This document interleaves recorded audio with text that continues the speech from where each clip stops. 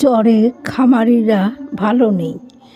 কেন না, চরের যে ফসল ফলানো হয় তা মহাজনের কাছ থেকে টাকা নিয়ে তবেই আর কি ফসল ফলে, এবং যদি ফসল ভালো না হয় তাহলে সেই টাকা কী করে তারা মানে শোধ করবে, এই রকম একটা দুশ্চিন্তার মধ্যে খামারিদের খুব মানে দিন কাটে।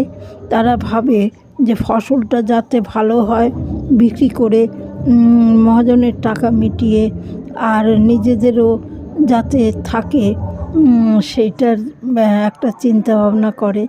কিন্তু প্রকৃতি যদি বিরূপ হয় তখন সেই প্রকৃতির বিরুদ্ধে তো তারা কিছু করতে পারে না।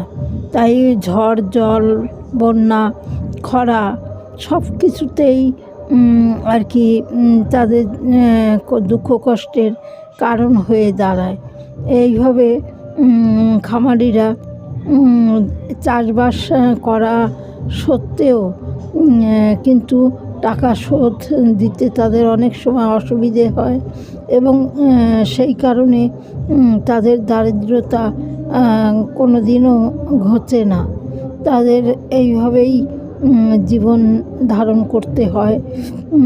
আর একটা মানে মহাজনের কাছ থেকে যদি টাকা আনে তাহলে তো আরও দুশ্চিন্তার কারণ হয়ে দাঁড়ায়।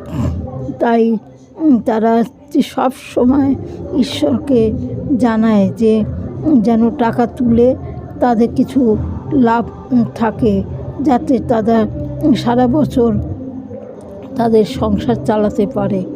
এই চিন্তা নিয়ে তাদের এই কাজকর্ম করতে হয়, এবং যদি সেটা না হয় তখন তাদের দুশ্চিন্তার আর শেষ থাকে না।